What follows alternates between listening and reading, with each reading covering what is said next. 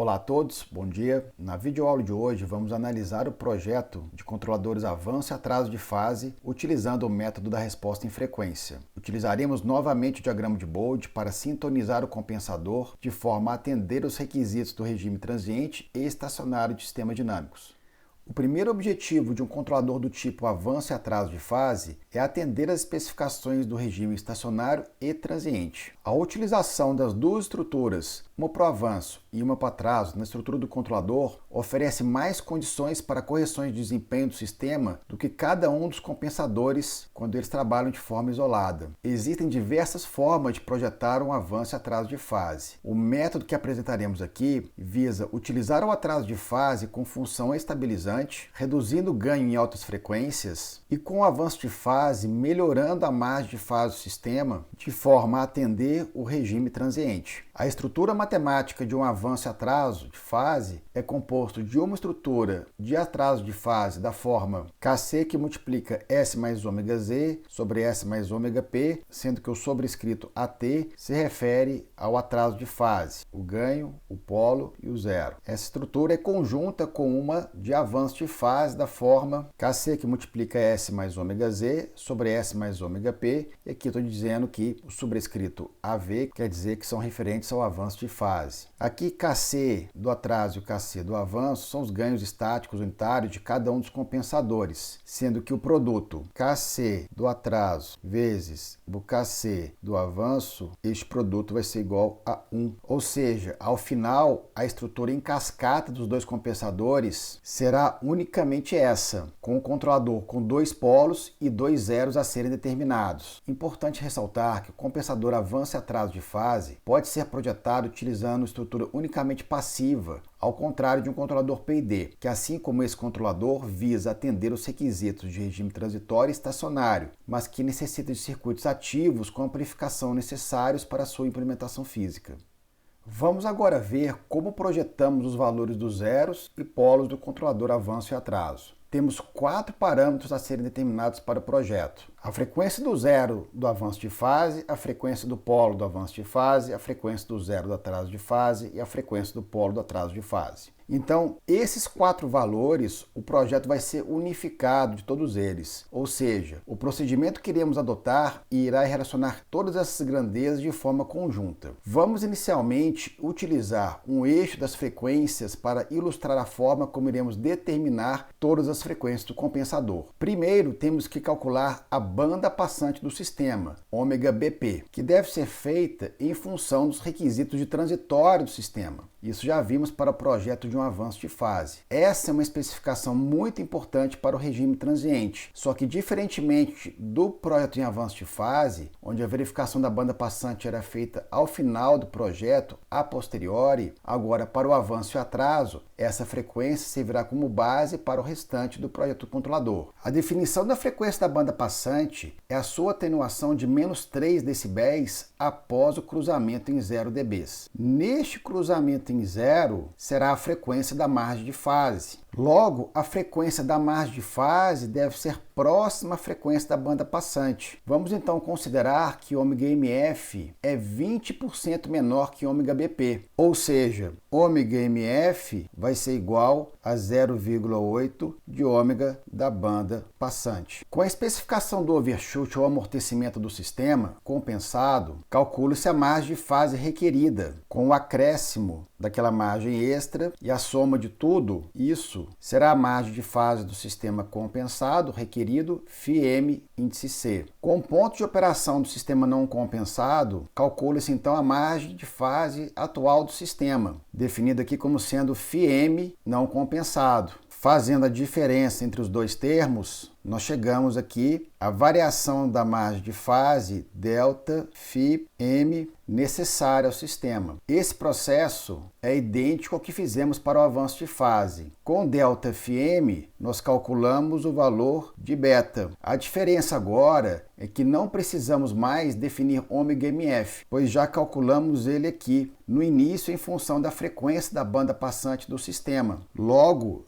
Com beta e ômega MF, nós calculamos o ômega Z do avanço, que vai ser igual a ômega MF vezes raiz de beta. E também podemos calcular assim o ômega P do avanço, a frequência do polo no avanço, que vai ser igual ao ômega Z do avanço dividido por beta. Também agora podemos calcular o ômega do zero do atraso, que é posicionado uma década antes de ômega MF. Logo, o ômega Z do atraso vai ser igual a ômega MF vezes 0,1. Então só falta definir agora a frequência do polo do atraso. Aqui é importante uma observação. O projeto do atraso de fase desse compensador não é tão crítico, pois a correção da margem de fase ela já foi feita aqui pelo avanço de fase. Logo, a frequência do polo do atraso de fase ela pode ser posicionada utilizando o fator beta em relação à frequência do zero. Ou seja, o ômega P do atraso será posicionado beta vezes o ômega do zero do atraso. Como o beta é inferior a 1, ele vai ser posicionado antes do zero do atraso. Então, dos 4 parâmetros, o ômega do polo do atraso de fase ele vai ser o de menor valor, ou seja, ele é o mais próximo da origem. Se nós formos calcular agora o ganho estático do atraso de fase, o Kc do atraso, ele vai ser igual ao ômega P do atraso sobre o ômega Z do atraso. Isso aqui vai ser igual a beta. Se formos fazer a mesma coisa para o avanço, temos que Kc do avanço vai ser igual a ômega P do avanço sobre o ômega Z do avanço. Isso aqui vai ser igual a 1 sobre beta. Então, por isso, o ganho estático resultante com os dois compensadores vai ser igual a 1, como nós mostramos aí mais cedo. Dessa forma, nós chegamos na estrutura do controlador avanço e atraso de fase, com G de C igual a uma estrutura do atraso em cascata com uma estrutura de avanço, que com essas definições de projeto passará a ser GC de S igual a S mais 0,1 ômega MF, que multiplica S mais ômega MF vezes raiz de beta, que são zeros, sobre S mais beta vezes 0,1 ômega MF, isso aqui é ômega zero do atraso, que multiplica S mais ômega MF sobre raiz de beta. Aqui vai ficar raiz de beta sobre beta, que dá na mesma se eu fizer ômega MF sobre raiz de beta. Então repare que todos os ganhos estão linkados unicamente com dois parâmetros, beta e ômega MF. Com a determinação desses dois parâmetros, conseguimos realizar a sintonia do avanço e atraso através desse método que apresentamos aqui. Vamos agora estabelecer os procedimentos de projeto, descrevendo todos os passos referentes a essa metodologia para a obtenção do controlador avanço e atraso de fase. Vamos listar as etapas do procedimento de projeto referente ao controlador avanço e atraso de fase. O primeiro passo é o ajuste do ganho K para atender o regime permanente. Da mesma forma que fizemos para os controladores avanço de fase e atraso de fase, esse sempre será a primeira coisa a ser feita para o projeto desse tipo de compensadores. O segundo ponto consiste em calcular a frequência da banda passante do sistema e da frequência da margem de fase. Esse passo é o mesmo que realizamos para o avanço de fase, com a diferença que agora essa frequência ômega BP será usada diretamente para o cálculo da frequência na margem de fase, que será ômega MF, que deve ser posicionada próximo a ômega BP. A relação será de 20% a menos que a banda passante, de forma que ômega MF será ômega BP vezes 0,8. O terceiro passo consiste em calcular a margem de fase requerida do sistema em função do amortecimento e overshoot especificado. Essa etapa é rigorosamente a mesma que fizemos para o controlador avanço de fase. A etapa seguinte consiste em calcular a variação da margem de fase do sistema, ΔΦM, que é a diferença entre a margem de fase requerida menos a margem de fase atual, com o acréscimo da margem extra, que aqui utilizamos 10 graus. Essa etapa também coincide com o procedimento de projeto de um avanço de fase. A próxima etapa consiste em calcular o valor de beta em função da variação da margem de fase obtida no item anterior. Até esse ponto, o projeto de um avanço e atraso de fase é bastante similar ao de um avanço de fase. A diferença é que neste ponto não precisamos calcular G de J ômega MF, pois o ômega MF já foi definido no início do procedimento em função da banda passante. É muito importante dizer que não existe um método único para projetar controladores utilizando o procedimento da resposta em frequência. Existem diversas formas de se abordar o problema de sintonia de controladores do tipo atraso de fase, avanço de fase e avanço e atraso de fase. O que estamos mostrando nesses vídeos são algumas técnicas de sintonia de controladores, porém, essa é uma lista não exaustiva. Há diversas outras formas de se pensar a resolução do problema. A sexta etapa consiste em calcular os parâmetros do controlador: o ômega do polo do avanço, o ômega do zero do avanço, o ômega do polo do atraso e o ômega do zero do atraso. Reitero novamente que precisamos somente de dois parâmetros para a obtenção dos valores: beta e ômega MF, na margem de fase. Inclusive para o controlador atraso de fase, cujos valores são posicionados depois de projetada a estrutura de compensação do avanço de fase. Lembrando que o ganho estático unitário Kc de um avanço e atraso será igual a 1. A última etapa consiste em simular o sistema em malha fechada para a verificação dos requisitos. Se for necessário uma ressintonia dos parâmetros, será preciso retornar às etapas anteriores e refazer o projeto do controlador. Vamos agora fazer um exemplo numérico referente a um projeto de controlador avanço e atraso de fase.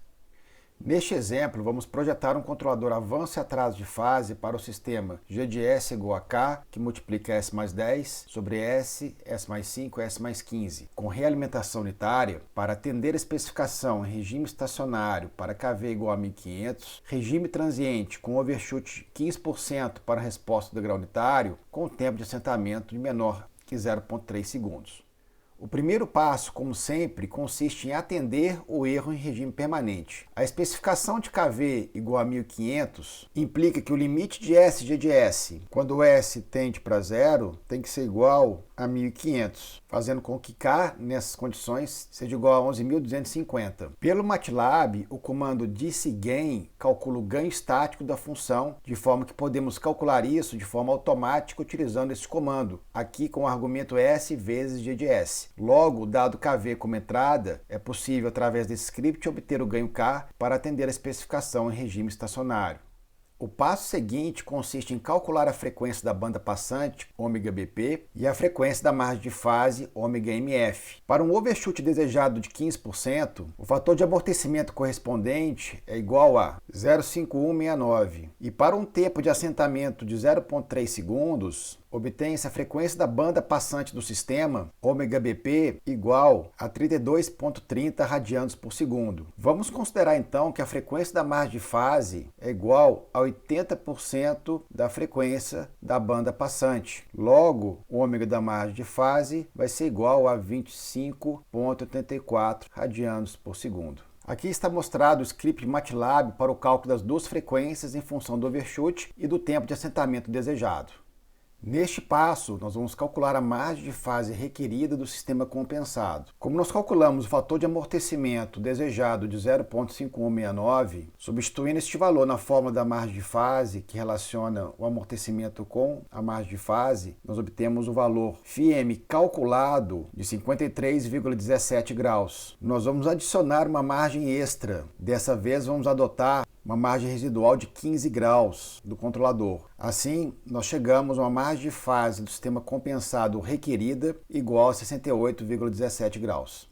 Neste passo, nós vamos calcular a variação da margem de fase ΔΦm, que será igual à margem de fase requerida do sistema compensado, calculado no item anterior, menos a margem de fase do sistema não compensado. Como nós não temos o ponto de operação do sistema não compensado, podemos pegar a margem de fase diretamente do diagrama de Bode do sistema. Utilizando o comando margin do MATLAB, pegamos o valor da margem de fase na magnitude igual a 0 dB, que vai ser igual aqui a 5,38 graus, uma frequência que dá margem de fase do sistema não compensado de 106 radianos por segundo. A margem de fase do sistema não compensado também pode ser obtida de forma analítica. Assim, a primeira coisa a se fazer é substituir J ômega MF e igualar ao módulo na frequência da margem de fase igual a 1, que é onde o gráfico de magnitude cruza em 0 decibéis. O resultado dessa equação será ômega MF do sistema não compensado. Com essa frequência ômega MF calculada substitui no modelo da planta novamente, só que agora para calcular a fase correspondente. Então, para calcular a margem de fase do sistema não compensado, nós pegamos o valor obtido e subtraímos de menos 180 graus, gerando a margem de fase do sistema não compensado, que tem que ser igual ao valor que encontramos no diagrama de Bode. Aqui, para este caso, nós vamos utilizar o script do MATLAB, onde pegamos o valor numérico do comando margin da margem de fase, sendo que o primeiro resultado fornece a margem de ganho e o segundo valor a margem de fase. Com isso, nós calculamos a diferença entre ΔFM igual a 68,17 graus menos 5,38, que é o valor que acabamos de obter, chegando ao valor final ΔFM igual a 62,79 graus. O quinto passo consiste em calcular beta. Com a variação da margem de fase calculada igual a 62,79 graus, substituindo o valor nesta equação de beta, nós encontramos o valor aí igual a 0,0586. Neste passo, calculamos os parâmetros do controlador avanço e atraso de fase em função de beta e da frequência da margem de fase do sistema compensado. Com isso, os valores obtidos são a frequência do polo do avanço igual a 106,78 radianes por segundo, a frequência do zero do avanço igual a 6,25 radianes por segundo, o zero do atraso de fase igual a 2,58 radianes por segundo e o polo do atraso igual a 0,15 radianes por segundo. Assim, GCDF está pronto e sintonizado com a estrutura de avanço e atraso com 2 polos e 2 zeros. E agora podemos partir para verificar o desempenho deste compensador em malha fechada. Então, neste último passo do projeto do controlador, nós vamos simular o sistema em malha fechada para a validação do compensador avanço e atraso de fase. Mas primeiro vamos traçar o diagrama de Bode do sistema compensado. Aqui podemos ver o comportamento do sistema compensado com o controlador avanço e atraso de fase. Aqui podemos ver claramente, neste intervalo, o atraso de fase decorrente do posicionamento do zero e do polo da estrutura de atraso de fase, e neste intervalo, o avanço de fase decorrente do posicionamento do zero e do polo do avanço. Aqui, a margem de fase do sistema de 53,1 graus e está em conformidade com o que calculamos lá no início, que foi de 53,17 graus, descontando já os 15 graus da margem extra. Logo, o overshoot, quando a gente for plotar, deve ficar de fato próximo ao que foi especificado. Agora vamos ver aqui a frequência da margem de fase, que foi de 82,7 radianes por segundo. Está bem acima do especificado, que foi 25,84. Isso quer dizer que a frequência da banda passante está bastante alta, o que deve gerar uma resposta bem rápida do sistema. Para o nosso caso, não é um problema, pois atenderá à especificação do regime transiente. Mas essa diferença grande é devido ao fato de não obtermos corretamente a frequência da margem de fase, como nós fizemos para o avanço de fase e o seu posicionamento do diagrama de Bode no máximo da contribuição angular do compensador. Mas como já mencionamos antes, essas são técnicas diferentes para abordar o problema de sintonia do controlador e por isso existem outros métodos e estratégias para encontrar os zeros e os polos do compensador. Vamos agora traçar a resposta do degrau unitário. Então aqui temos o sistema não compensado em azul e o compensado em vermelho. No primeiro temos um overshoot aí de 86,6%, enquanto no sistema com compensador avanço e atraso temos um pico aí de aproximadamente 15%. Logo, o controlador atende a especificação do máximo de sobressinal e também está condizente com a margem de fase resultante do sistema. Agora vamos ver o tempo de resposta. Para o sistema não compensado, nós temos um tempo de assentamento aí de 0,775 segundos, enquanto o sistema compensado, o tempo é de 0,0543 segundos, bem inferior ao especificado, que foi de 0,3 segundos. E com redução aí de mais de 90% em relação ao sistema não compensado. Pela banda passante do sistema, que ficou bem alta, essa rápida resposta do sistema já era esperada. As especificações dessa forma, em regime transiente, foram atendidas. Então agora vamos traçar a resposta à rampa unitária. Aqui temos a resposta à rampa unitária na figura acima e o erro aqui nessa figura de baixo. Aqui na resposta à rampa unitária, as curvas praticamente parecem coincidentes, mas aqui o erro é bem pequeno, 1 sobre 1500, muito baixo. Nós precisamos dar um zoom aqui nesta figura bem forte para ver a diferença entre a curva de referência, que é em azul, a rampa unitária, e a resposta em vermelho. Então, para verificar este erro, nós vamos aqui na curva de baixo, para a gente poder verificar se ele converge para o valor correto especificado. Se dermos um zoom bem forte aqui neste intervalo, vamos encontrar um erro em regime permanente igual a 6,67 vezes 10 a menos 4, o que é igual a 1 sobre kV, ou 1 sobre 1500, que dará justamente 6,67 vezes 10 a menos 4. Com isso, a especificação em regime estacionário também está atendida, e dessa forma o controlador avanço e atraso de fase está pronto e sintonizado para este sistema. A indicação de estudo para o projeto de controlador avanço e atraso de fase é a leitura do tópico 11.5 do capítulo 11 do livro Engenharia de Sistemas de Controle. Encerramos assim mais uma videoaula. Agradeço a todos novamente pela paciência e atenção e até a próxima.